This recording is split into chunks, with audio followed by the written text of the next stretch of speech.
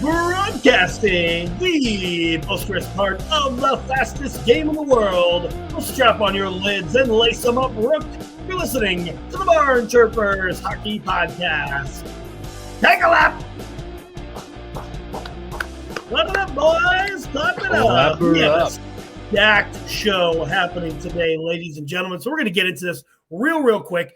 We are going to do the sweater reveal game in a minute, but as you know, follow us on the Instagram and the threads at BarnChirpersPod. Like, subscribe, comment, give us a 5-star. We would appreciate that so we can get to the very top of the rankings in hockey podcasts, because that's what we are, a hockey podcast. And thank you for listening now. Thank you for listening then. Forever together. Not stealing.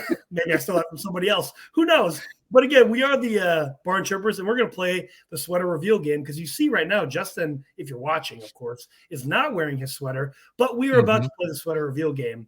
And the new way that we're going to play this is there is going to be 3 questions that we can ask. So obviously I'll be asking Justin these questions, and the answers will be cold, warm, or white hot. Obviously, like, you know, getting closer, getting warmer type of thing. So again, 3 questions, can be anything, try to figure out the jersey, and then have to make a guess. So let's play the game. Cue that intro music, whatever it is. Maybe we'll come up with something. So Justin, my first question for you to figure out what the sweater is it in the Eastern Conference? Cold. Okay. So is your sweater in the Pacific Division? Let me remember my divisions.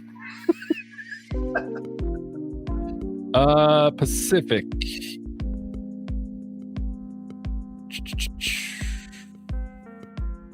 Cold. Wow, I'm 0 for 2 already. Okay, shoot. Okay. Is your sweater a goalie or a position player? Well, that's a yes or that's not a hot or cold. You're right. Okay, let me rephrase. Is your sweater a position player? Hot. Okay, that doesn't narrow it down for me, but okay, I'm gonna go with. All right, it's not. Oh man, it's not the Pacific. All right, so I can those who have you talked about? Okay, so maybe no. Justin, is your sweater a Cole Caulfield? I like where your head's at, but no. Okay, all right. Here comes the reveal. Let me kill this music. Oh my God, why is this opening? There we go. Whoop. Oh, Jets. Oh my, okay. That's pretty. And oh, you got the Iafallo. Dude, I was looking at that the other day. I really like that Iafallo sweater. And I watched I forget the Jets game that I was watching, but I saw it on the ice, and I was like, dude, I need to get one. Because that's the only Jets guy that I would probably get. Maybe a Kyle Connor, but I would definitely get an Iafallo. I wanted a Hellebuck in the Heritage Classic, but they didn't have a Hellebuck in the Heritage Classic. So I was like, well, I want an Iafallo. They have Iafallo in the Heritage. So I also I was trying to think of another Jets that I would get, and I was looking back. And the original version of the Winnipeg Jets get a old number 7 Keith Tkachuk with the letter C on there. I was like, I would rock that too. There isn't really anybody else that I would get. Hellebuck, Kyle Connor, maybe Iafallo, and an old Keith Tkachuk. That's about it for me. You've probably got all of them. Hold on. Let me put on this sweet sweater. That's okay. I'll stall. So that was the new version of the sweater game, and hopefully we'll be playing that again soon. I may or may not have made an order of 5 that may or may not be coming in the next couple weeks. We'll see when that shows up at my doorstep. So we'll be playing the sweater reveal game again. Is that you got 3, right? I did. I got 3. So we've now revealed all 3. We've revealed all 3. Yeah. Okay. All right. Well, hopefully then the sweater reveal game will be coming up again soon. But like I said to everybody, we do have a stacked show today. So we are going to, as we saw there, the top line, we're going to be talking about the NHL Global Series. We had a little 2-minute minor to talk about why the Edmonton Oilers suck. Of course, we're going to cover our 3 stars of the week. We have a little Calder watch, and then we have a little special empty net talking about the PWHL because it's been a few weeks since we talked about that. So, Justin, let's get into it today. The NHL Global Series starting the time of this recording tomorrow, Thursday through Sunday. What are your thoughts going into the Global Series? It still weirds me out to do this in the middle of the season. Like the preseason games makes a whole lot of sense. Let's spread the wealth for hockey. Let's get hockey global. It weirds me out that it's I mean, at least it's early in the season, I guess. The advantage being there's a game at tomorrow at 2 p.m. So if you happen to have afternoon off, you can watch hockey in the afternoon. That's cool. But other than that, I don't get the when at all of this. But it is a neat little round robin that it's a good idea. But again, I think it's the NHL's putting it into practice that I have questions about. Yeah, and so with that same thing said, I'm good with it being early in the season. I'm good with it really being anytime in season. Again, with only the days. The days are interesting to me because, again, you're probably not going to get that many viewers to watch, for a 2 p.m. start time. Maybe you will. But also, again, here's the other thing. All these games are going to be on the NHL network, not ESPN Plus. So you're already shooting yourself in the foot again, NHL. And we talk about this so much on this show. But again, weren't we getting away from NHL Network and having ESPN Plus so more people could watch the product, so we could get this into more people's living rooms and more eyes on it? Why are you only broadcasting this on the NHL Network? That's a problem. That's a problem. I did see a graphic that Pluto TV might be carrying it in some areas, but that's not like across the board. Like I saw a graphic for a bunch of different servers, Live Nation, I guess, but that's probably just tickets. I don't think they have a streaming thing. Pluto TV, obviously NHL Network. There's 2 other streaming services that I've never heard of that I can't think of the name off the top of my head. So this is great information. But the point being, you have a deal with ESPN Plus. What else is playing at 2 p.m. on ESPN Plus? Maybe tennis, maybe rugby, maybe Premier League or something. Rugby. Yeah. Like, what are we doing? I feel like we say this. We've said this ad nauseum. I'm literally sick of saying it. Stop shooting yourself in the foot, NHL. Like, you are your own worst enemy. Cue lit right now. Let's go back to late 1999 because you really are your own worst enemy. And I'm really sick of talking about it, truly. Please tell me why my car is in the front yard and the NHL insists on it's constant, and not to step away from the Global Series misstep here, but the Devils have lost 2 games this year to your Washington Capitals. And I think that's more of a Washington Capitals thing, that I wasn't able to watch them to see what's happening. Why are they losing? How many times have the Blackhawks not been on ESPN Plus or just not televised, period? You have the new Golden Boy and you're not utilizing him at all. I've watched I've watched like 1.5 Blackhawks games for the new guy. That's dumb. That's stupid. That's ridiculous. Impossible. Absolutely ridiculous. The only other thing that I have a problem with in the Global Series, because I was just looking at the schedule. See, I thought it was a round robin. It's actually not a round robin. Like everybody's not playing everybody. Literally, everybody is playing a back-to-back except the Toronto Maple Leafs. Toronto plays Friday, and then they play Sunday. they play the Wild, and then they play the Red Wings. And they don't do a back-to-back, but everybody else has a back-to-back. Detroit plays Ottawa and Minnesota. Minnesota then plays Minnesota, Ottawa, and then the Red Wings play, and then Sunday is Toronto versus Minnesota. So like everybody else plays a back-to-back except Toronto. So again, this is for 4 days. Everybody should play a back-to-back. It's pretty simple. There's 4 teams. The schedule makes no sense at all. Also, the travel on this now is very questionable. So you're flying 4 teams over there for 2 games each. And I don't know, like if it's, I'd almost prefer, most teams play another team, 3 times a year, depending, you're not in the same division. I'd almost prefer send 2 teams over and have them play their series that weekend. It seems weird to send.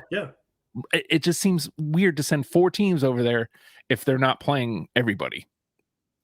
It's just bizarre to me. I guess, I don't know. Maybe my brain's too small to comprehend it. I don't know, man. I mean, it's even teams, so I feel like they should all be able to play each other twice or once, but at least. Whatever. So let's talk about Thursday's matchup is the Detroit Red Wings, who are 8-5-2. They're 4-4. They're 4-4-2 in their last 10 against the Ottawa Senators, 6-7-0, 4-6-0 in their last 10. So I know there's a lot of numbers there, but so Detroit plays Ottawa on Thursday. And then, like I said, Detroit's playing a back-to-back. So then they will play the Maple Leafs, who are 8-5-2, 5-3-2 in their last 10. So the Detroit will play a back-to-back Thursday, Friday. First game versus Ottawa, second game versus Toronto.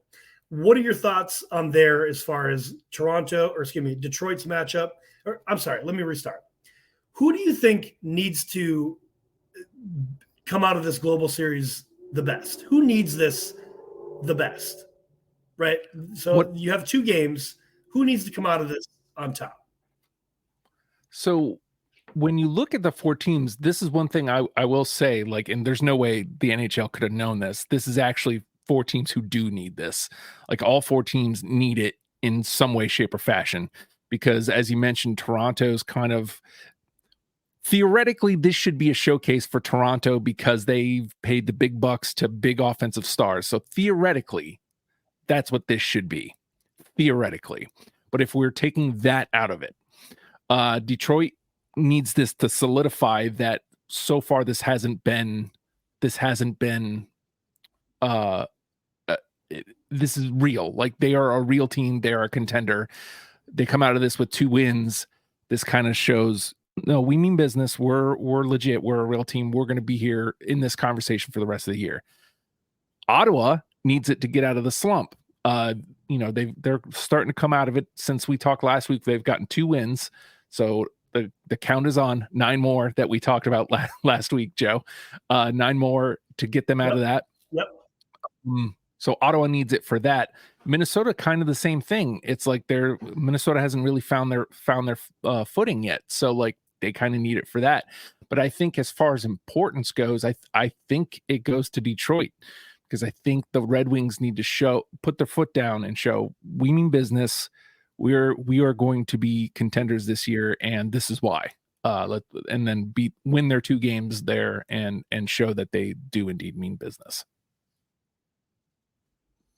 Yeah, and I apologize to all our listeners. I didn't mention the Wild's record. The Wild are 5-8-2. They're 3-6-1 in their last 10. So they have the worst record over the last 10 games going into the Global Series. And I do agree with you that Detroit needs to come out with 2 wins here. Even a split, if they split the games, I mean, it's fine as long as they get at least one win. But I definitely think they have to win out their games because, as you said, they started hot. They kind of faltered a little bit. So getting these 2 wins to come back to this side of the water, I think is going to be huge for Detroit. And I would say that will solidify what they've shown so far in the season. Much like you said, the team that I think needs it the most is definitely the Wild. The Wild have to figure it out in Sweden because they have not been a good team at all. Goaltending has been trash. I love you, Flower, but you've been trash. That could be the guys in front of you too. I haven't been able to watch any of the games, but 8 goals the other night against Dallas, like 8 goals. All of them, Flower was a net for. Like that wasn't an empty net. 8 goals. That is atrocious. So the Wild need this the most. They need to literally, and I, because I like Ottawa so much, I don't want the Wild to stomp them, but I want them to beat them. Like they really need it, truly. And then I do hope they stomp the brakes off the Maple Leafs on Sunday. So I think the Wild need to come out of this with 2 wins for sure. If they honestly, if the Wild, this might be a very bold prediction. If the Wild don't win both games, that very well could be a continued downfall to being out of the playoffs this year. I know it's super early in the season, but truly they're off to such a bad start. If they can't beat Ottawa, who has been struggling, I mean, they got those 2 wins, so they're 9 more away from what we said that they can do. But if they don't beat Ottawa, who has faltered, and if they don't beat Toronto, who's struggled a little bit lately, it's bad news Bears, truly. Bad news Wild, if you will, I think. The Wild and the Leafs are kind of in similar situations, except for the Leafs have offensive firepower. Again, the Wild were on my radar at the beginning of the season. I've said this a million times on this pod already, and I'll say it a million times until the end of this season. The Wild were one of my favorite teams to watch last year. It was just a fun brand of hockey, low scoring, not necessarily hard hitting, but like good goaltending, good defense, not letting a lot of shots through. And it's not been that this year. They are not fun to watch at all. And most of the time they're getting just stomped. Both Flower and Gus are good for 4 every outing. And they don't have anybody going on offense. You know, there was a minute there where, you know, a couple guys got going, but their man, Kirill Kaprizov, nowhere to be seen. Whereas in Toronto, you have both Sammy, you have both Sammy and Wall floundering. You know, again, good for 4 each, usually, generally speaking. But you have Matthews who'll throw in a hat trick every now and again. You have Nylander. You have the offensive firepower to kind of overcome bad goaltending performances. So yeah, I agree with you. Like there's a difference between the Minnesota Wild's season so far, where they've shown nothing, and every other team. Like Ottawa's shown something here and there, Toronto's shown something here and there, Detroit's shown something here and there. Minnesota's shown nothing to date. So I like that. I like Minnesota a lot. They need this. Yeah. To your point. And to add on to that, you know, everybody else in this we can't really call it a tournament, but in the Global Series, if they lost both games, truly I see on the horizon that, okay, it's 2 games, we can turn it around when we get back, you know, whatever. But if the Wild lose 2 games here, like I said a couple minutes ago, I really think, again, it's really early to say in the season, but that could be the breaking of putting a nail in the coffin, like the first little point of that nail is starting to go in the coffin, losing 2 games here. And then it's just going to keep getting driven into that coffin as the season goes. Again, they need these 2 wins, 100%. If they come out with 2 wins, we're back kind of to clean slate. Whatever happened the last, you know, first 14 games, let's go now. But if they don't win, I don't like their chances, and that's I hate to say that, but these 2 games are really important for the Wild. Yep. And I mean, again, kudos to the NHL for somehow getting right the who is over there. Very important games for all four of those clubs. It's just the execution, of course, as always, the issue.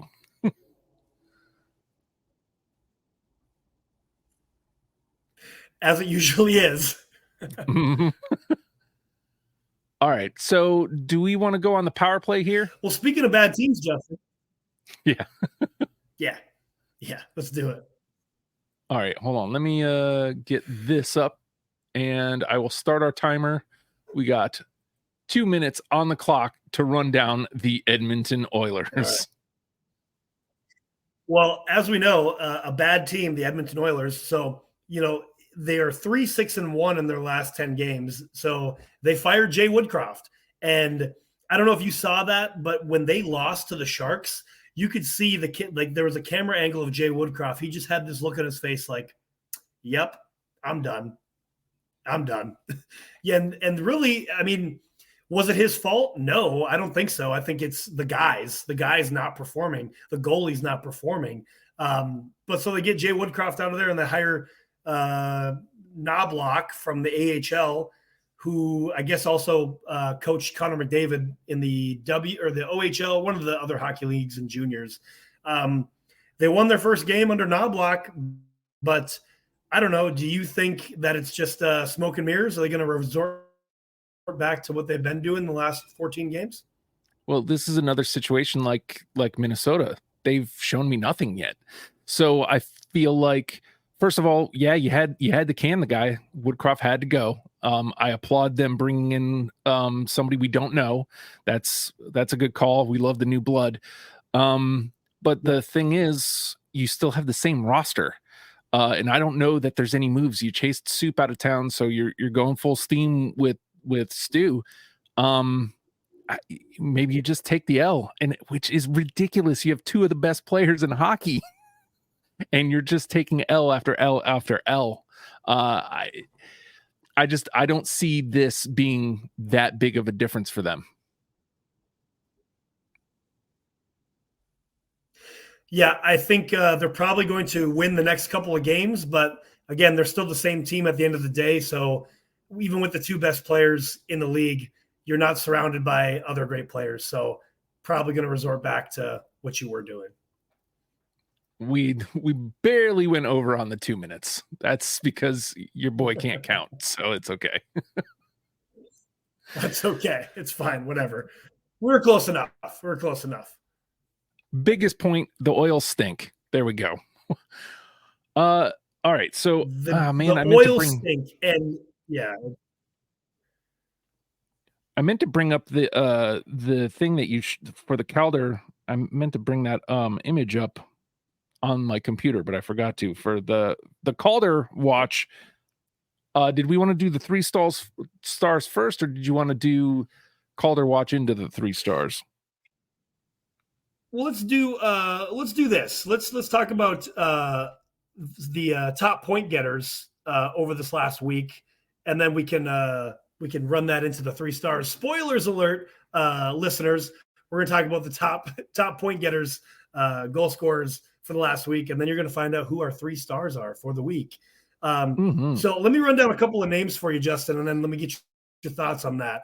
So your top 5, or I'm going to go top 6 because I think there's a couple names in there that you wouldn't have expected.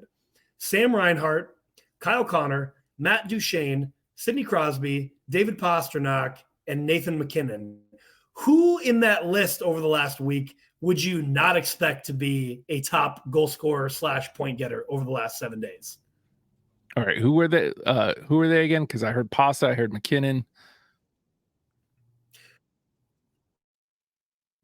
Sam Reinhart, Kyle Connor, Matt Duchene, Sidney Crosby, Pasta, Nathan McKinnon. Definitely the top 3.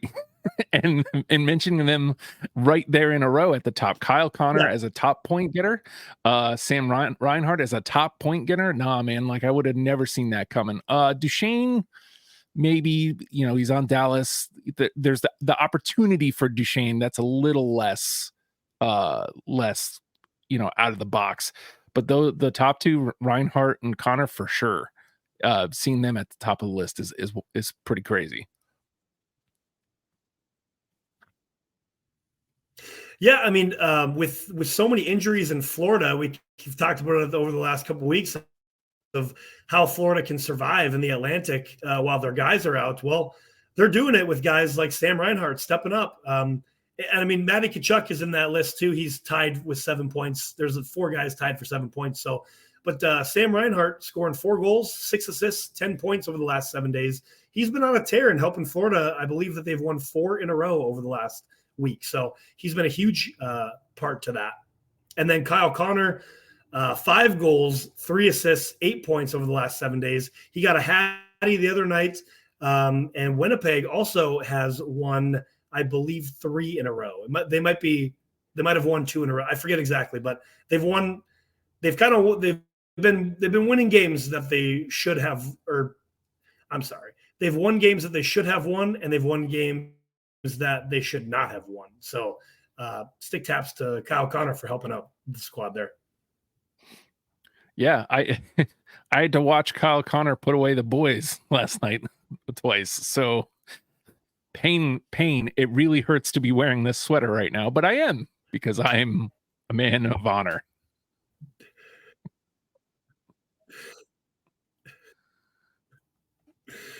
That's understandable too.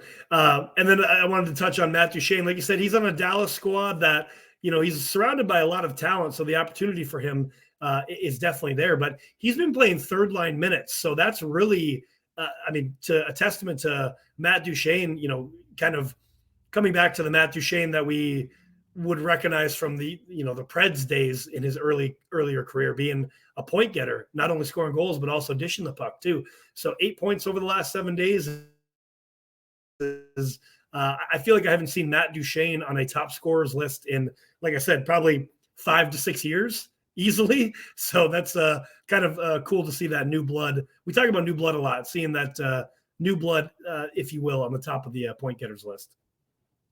So the reason this comes up before we do our top 3 is because we were kind of talking about who's in it, who's in the conversation this week, because slim pickings, man. Usually there's a good 4 to 5 games that we have to kind of look at everybody's played since the last time we recorded.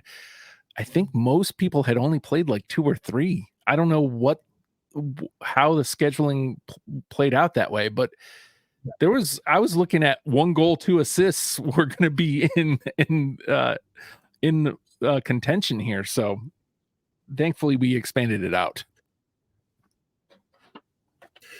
Yeah. Well, there's been a lot of that. I feel like almost every week there's a game night that has 12 or 14 games playing, and then the next night there's 1 or 2, and then we have a couple of days where there's only 2, maybe 3 games. It's a very weird setup. I'm not necessarily going to blame the NHL for that, because a lot goes into booking, arenas and other things going on, and there's stuff to work around other than just hockey. But it's a weird setup. I feel like there has to be some type of a little bit more balance that you can have than, from going 12 games to 1 game the next day. Like, can we have like 5 or 6 games regular every day? Like, I feel like that's possible, but that would be nice. Regardless.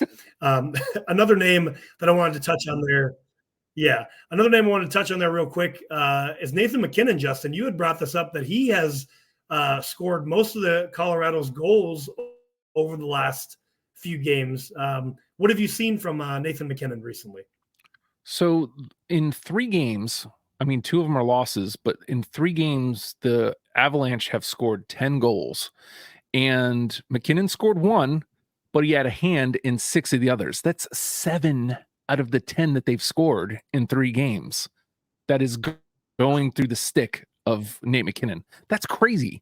We know he has that kind of ability to be, that kind of dude on the ice, but he's literally putting the team on his back and going, okay, let's go. That's leadership right there, man. That is superstar caliber. We talk about that a lot here. That is superstar caliber, man. It's funny you should say that, Justin. I feel like that warrants this just in. Cue that music, whatever that music is. But let's do a superstar check-in. Ding dong, superstar check-in. Ding dong.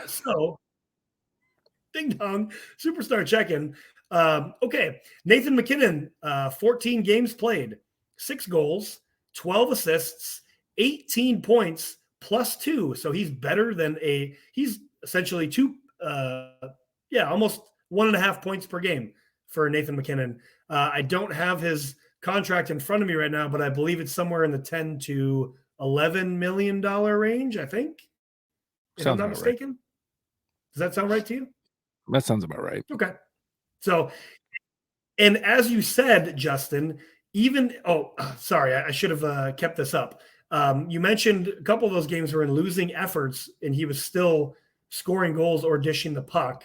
So let's look at the last 5 games for Nathan MacKinnon. So he didn't do anything against Vegas on November, or excuse me, let's go over the last week. Sorry. So November 7th versus New Jersey, 1 goal, 1 assist, 2 points. Versus Seattle, 1 goal, 2 assists, 3 points. Versus St. Louis, 1 assist, 1 point.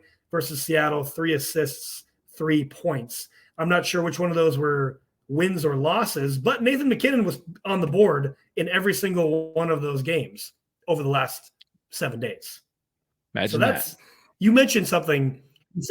You said he's putting the team on his back, and even if they're not winning, but he's putting the team on the back and saying, "Hey, let's go." Right? Is that what you said? Yep. Correct? Mm-hmm. Okay. Just checking. Okay. So Austin Matthews, 15 games played, 13 goals, 6 assists, 19 points, +1. So, okay. I mean, again, same thing, like almost 1.5 points per game. Let's look at Austin Matthews over the last week. So November 8th, November 10th, and November 11th. So Colorado did play 1 more game in that time span. They played 4 games. Toronto played 3 games. Austin Matthews, let's see, November 8th versus Ottawa, 1 assist, 1 point, -1. Versus Calgary, no points, -2. Versus Vancouver, no points, no plus or minus, just an even score there. So, okay, that's been your superstar check-in. I'm just going to let the numbers speak for themselves. Again, Austin's making well over $10 million a year. So anyway, moving on. 13 mil. I also want to point out, props to my guy Timo Meier has scored goals in 3 straight games. It's all in losing effort, and it sucks, but he's doing his part, and that's all I can ask from him. So, there we go. It's Timo time. Well, now as we mentioned last week, it's about Timo time. There we go. All right. It's about Timo so, time. I mean, I think based on everything we've said already, our 3 stars of the week is pretty easy to predict, right? I would say so. Yeah. I mean, I think we were kind of up in the air on who our 3rd star was going to be, but I'm going to go ahead and just let you take it because we already know who the top 2 are. So we were just talking about him, and I think maybe points wise, other people are probably ahead of him. But what more do you want from Nate MacKinnon? A goal in the time frame that we have, a goal, 6 assists. Yeah. He's participated in 7 of the 10 goals in the time frame. Like that's superstar, man. That's team leadership. A little stick tap for Nate MacKinnon, our 3rd star of the week. Yeah, I agree. I mean, technically he's tied. He has the same amount of points with Sidney Crosby and Pasta and Tkachuk. So, I mean, I don't know all the win-loss record across the board there. I mean, I think Boston probably won all of their games there. Pittsburgh has won a couple in a row. And I know Dallas, so Matt Duchene technically has 1 more point.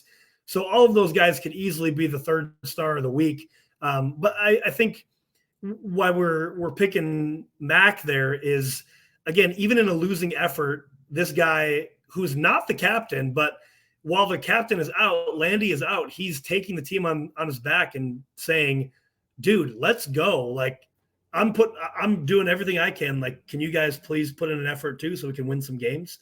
So I think that's huge for, to be a third star of the week, or to be a star of the week, putting a team on your back and showing an effort, Absolutely. Abso-flogging-lutely. So we talked about him already. Second star of the week goes to Kyle Connor, the Winnipeg Jets. Again, scoring a hattie, and then also scoring five goals, 3 assists, 8 points over the last 7 days, helping the Jets get a couple of wins. And again, we still don't know what the Jets are doing, really. They kind of are that team this year of, all right, well, the Scheifele stuck around and Hellebuck stayed around. We signed him to big deals, but what else are we doing? Because we can't seem to win when it matters. So we'll see. I guess we'll see what happens, really. But second star of the week, Kyle Connor. And that takes us to our number 1 star of the week. And what a line he's had. I didn't look at it until just now. For the Florida Panthers, your man, Sam Reinhart, 4 goals,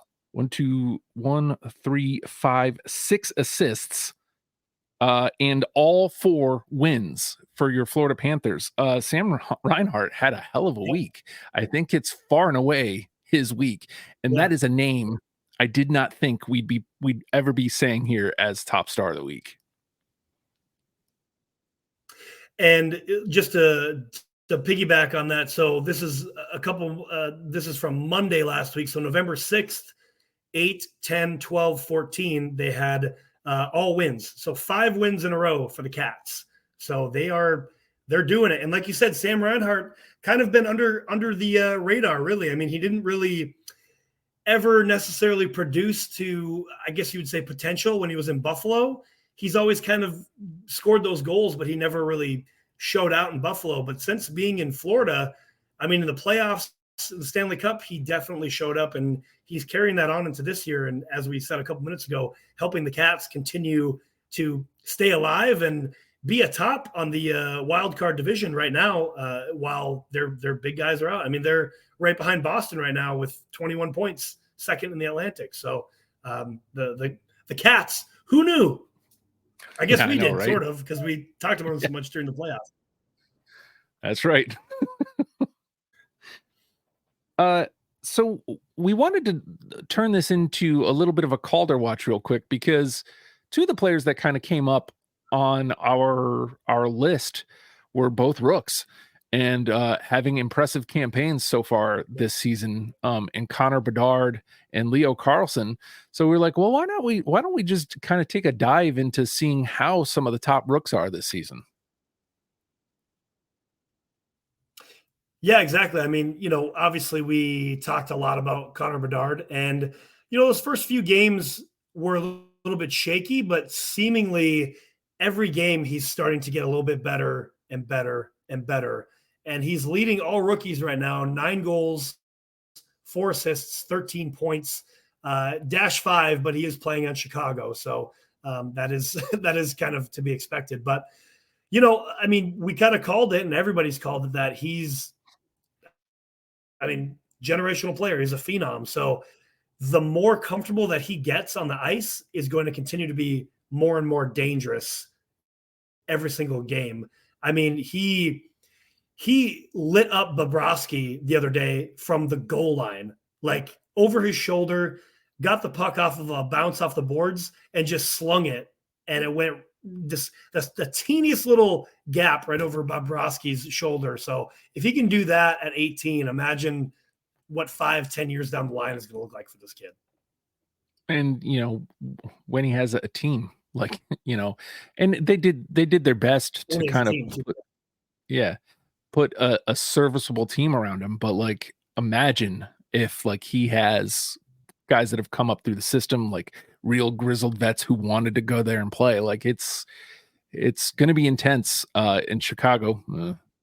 Thumbs down. But like, he's delivering. Yeah. I mean, he's delivering, and that's all you can really ask for. Like if if you're getting this, to go back to our previous conversation, I don't understand how we're not seeing more Chicago games. I really don't understand it. He's dazzling right now. People should be able to see that. I mean, even if it means I have to watch the Chicago Blackhawks play hockey, I should be able to watch Connor Bedard play hockey. It's really that simple. I agree.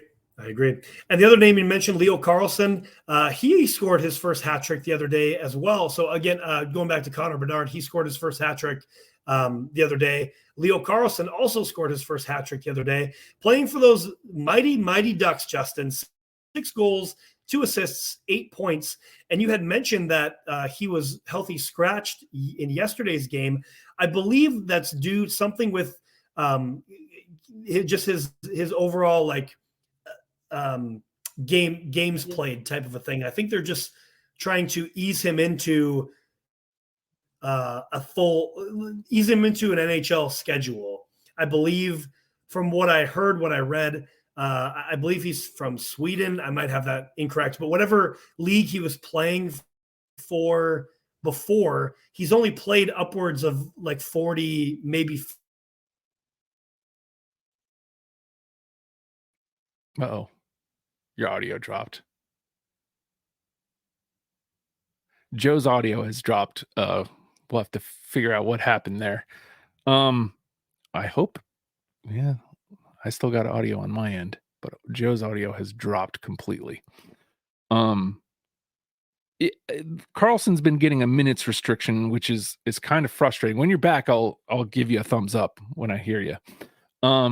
But I picked him up in fantasy, and he gets the Hattie, makes me look brilliant. And then I had him last night, not realizing, minutes restriction on the kid, and now I regret picking him up. But that's to say, he's got 10 games played, 6 goals, 2 assists for 8 points on a minutes restriction. Can't really complain about that.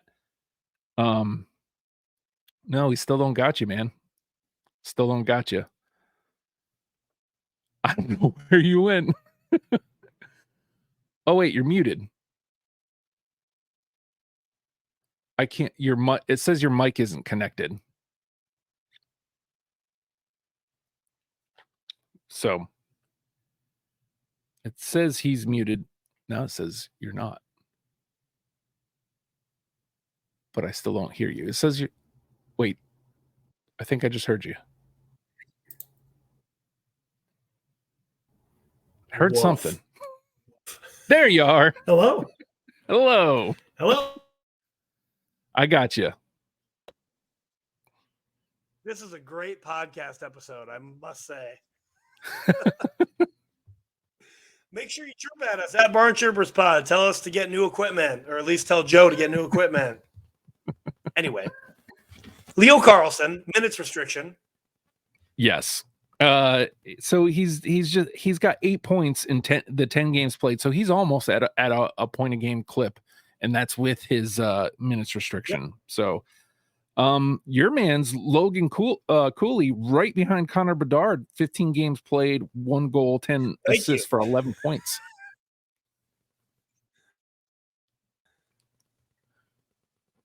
Yeah, I mean, he's getting a lot of game time playing for those pesky Arizona Coyotes. Go Yotes, playing that second line center. He got his first tuck last week. I want to say it was Saturday. But yeah, 1 goal, 10 assists, 10 or 11 points. The kid's rolling. I think he fits really well in Arizona, truly. I mean, it's a young team and an exciting team. I've watched a lot of Yotes recently. Again, we mentioned him on the show because we got to keep the streak going.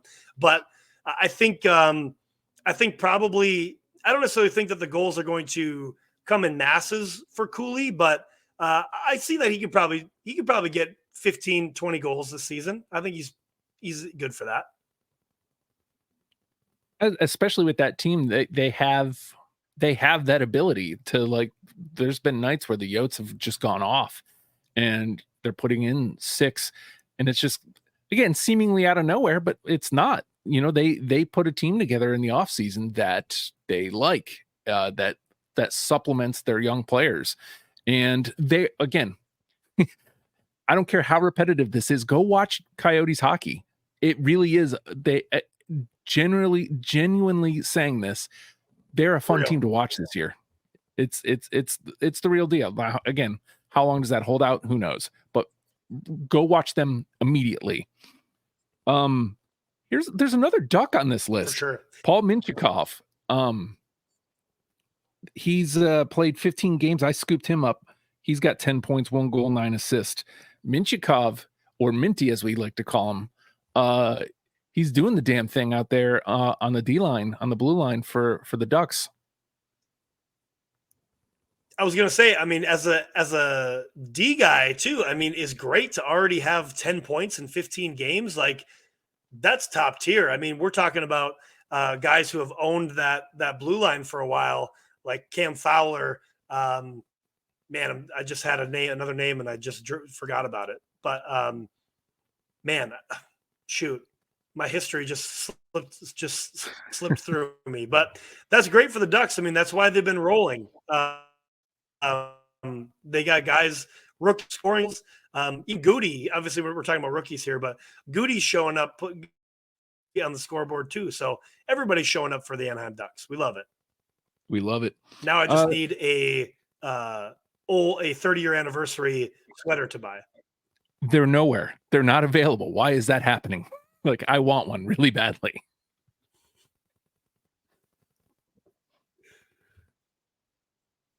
Nowhere.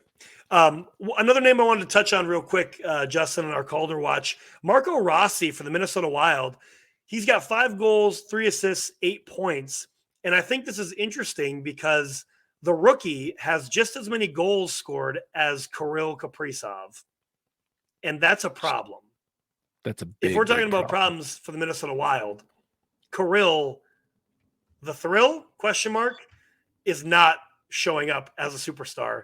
Superstar watch, Kirill Kaprizov, 15 goals, 15 games played, 5 goals, 10 assists, 15 points, -11. Kirill, get your head out of your butt. The rookie, Marco Rossi, should not have as many goals as you do. Step it up.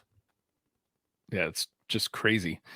I mean, a lot of these other names are, Adam Fantilli's here. My guy, Luke Hughes, down here at number 11, 14 games. He's got a goal and 7 assists for 8 points. You love to see that. Some of these other guys, Bobby Brink. I saw a little bit of Bobby Brink in a Flyers game. I don't know if there's anybody else you wanted to bring up. No, not really, but just more so in general, looking at this list, like, I just think this is a really good rookie class this year. Like, the draft was really, really good this year. All these rookies coming in. I mean, obviously not everybody was drafted in this last draft, but this rookie class is one of the best that I can remember for over the last few years, at least. So it's exciting to see. 30 names on this list, and they're all producing. So that's great for hockey, I think, just in general. Absolutely. New faces. Yeah. We talk about new faces a lot. Absolutely. So I have a question for you, Jason. Pass or shoot? Pass or shoot? I'm going to say this. Your boy Luke Hughes in the one of the finalists for the Calder Trophy. Pass or shoot? Oh boy. Because he's got 8 right now. He's tied with 6 other guys. As a finalist, man, I'm trying to pull the homer out of it and base it on gameplay and gameplay alone. Lindy did a lot of line switching yesterday that I think worked. Hughes was playing a lot with Ham. It was Hughes and Hamilton on I think top pairing. So I think Ham's getting power play minutes now too, or he's getting power play 1 instead of Hughes. That might take away some of his ability to get points, but it might even out his defensive play. I'm saying all this just to kill time because as badly as I want to shoot, I think I have to pass. The team's biggest problem has been defense, and if they're not on the power play creating offense for the defense, then I don't see how he gets into that conversation. Again, he's 11th right now, but with guys like Bedard and Carlson already showing what they could become, Hughes is probably going to stay right where he's at 11. He might, bounce up into like the 7-6, but like, I just don't see him being in the conversation at the end of the year. Woof. How dare you? Yeah, that's fair. I mean, I would pass on that one too. Obviously, I just wanted to bring that up so you could talk about the devs on this show, keep that streak going as well. I think, if I'm picking finalists, again, it's only 15 or so games into the season. Finalists probably go, if we're looking at this, Bedard. I don't know that Cooley's going to stick around there. I think Fantilli is going to continue to climb up. I think it's probably going to go much like how the draft went. Bedard, Fantilli, Carlson, in potentially that order, because those guys are all lighting it up right now and continuing to get better every time. So that's been our Calder Watch. We'll probably check in again, I don't know, in a couple months and see how that's going, unless one of those guys or a couple of those guys really, show up and show out, kind of push the conversation. So time to pull the goalie. It's getting about that time, eh?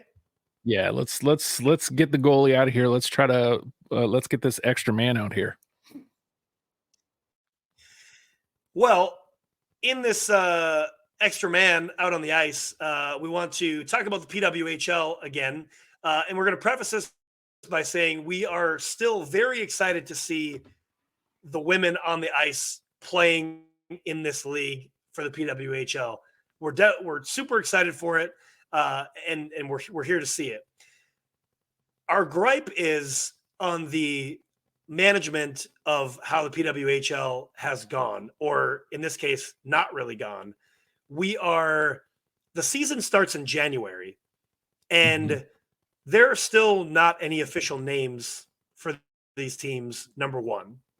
Number two, they are trying to sell tickets and season tickets, but we don't know where they're going to play yet. And the third thing, they just did a sweater reveal, and they had a bunch of the women show up and show off the sweaters. And while the sweaters aren't terrible, they're all the same style. It's just the name of the city or the state in this case, written in diagonal with the same spacing, and they have a dark color and a light color. Honestly, they're the worst. Some of the worst sweaters I've ever seen. Truly, they're terrible. Nothing.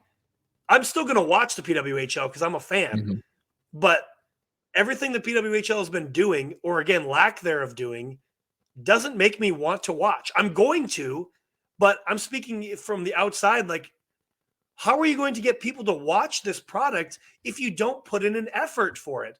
Because I have friends that I've talked to that pay attention to women's hockey. I have plenty of friends that I've talked to back home in Minnesota. They had no idea this was happening. So that means there's no advertisement happening either. Like, that really kind of grinds my gears. Like, how can you do this? Like, this is a major thing. You are really, really messing up, PWHL. Again, I'm not talking about the players. I'm super excited for the players. It's the management. Anybody who is in charge of this league is severely doing a terrible job. And it's upsetting because it feels like in rolling out that the league existed, rolling out the draft, rolling out, where the teams were going to be placed, all that seemed to be right. Like, yes, signing players, all that stuff seemed to be right.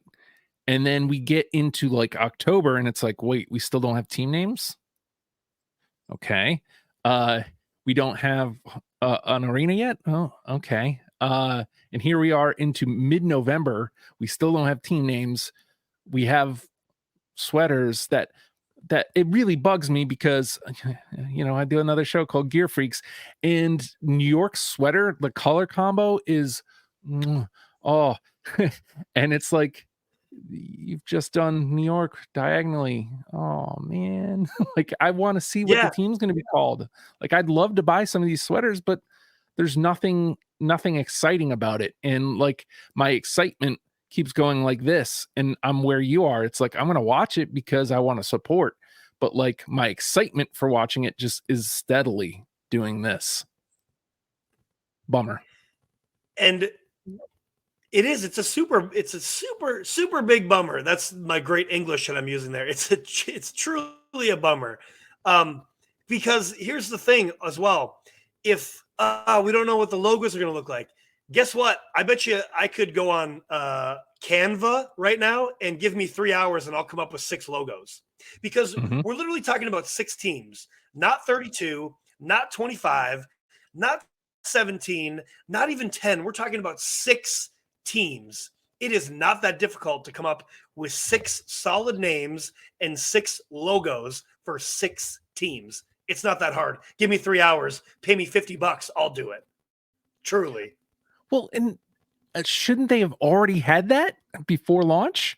Like, it's okay if you wanted to wait to announce it, but shouldn't you have had that? Like, okay, we're going to put a team in Ottawa. We'll wait to release the name until November. Like, I mean, to me, November's a little late, but like, okay, I can get that. Or release the team name as you're releasing the sweaters. Like, I think my gripe automatically goes away if we get the team name with the sweater reveal. But no, we did not get that. If this is a really bad long game, we're going to wait until December to release the team names. I think that's a miss. I think that's a missed opportunity. And to your point, it's not the players. It's definitely management. It's definitely, we're making NHL decisions. We're making NHL mistakes already before we even exist.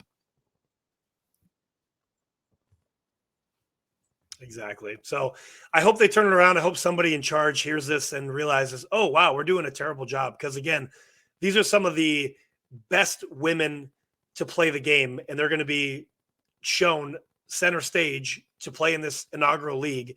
And I want it to do well. But right now, you're doing a terrible job, PWHL. Again, not the players, everybody in charge of running the PWHL. You are doing awful. So please fix it. But we don't want to end on a bad note, but we do have to get out of here. This just released. Thatcher Demko is definitely the top goalie in the league right now, Justin. 10 games played, only 19 goals against. Expected goals against, though, 31. So goals saved above expected is 12.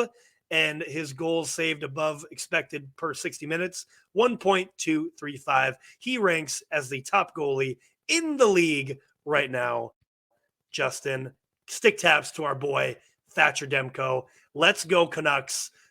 We love to see it. And the last thing that was announced today, the LA Kings are going to play 2 preseason games in 2024 in Quebec City. They will face the Bruins on October 3rd, followed by the Cats, the Panthers, on October 5th as part of the 2024 preseason. So could we be seeing more hockey coming to Quebec City? Please? Please? It's weird that it's the Kings, but the fact that we're playing hockey in Quebec City but now that the Oilers are doing good, I don't want to see Arizona move. Same. Agreed.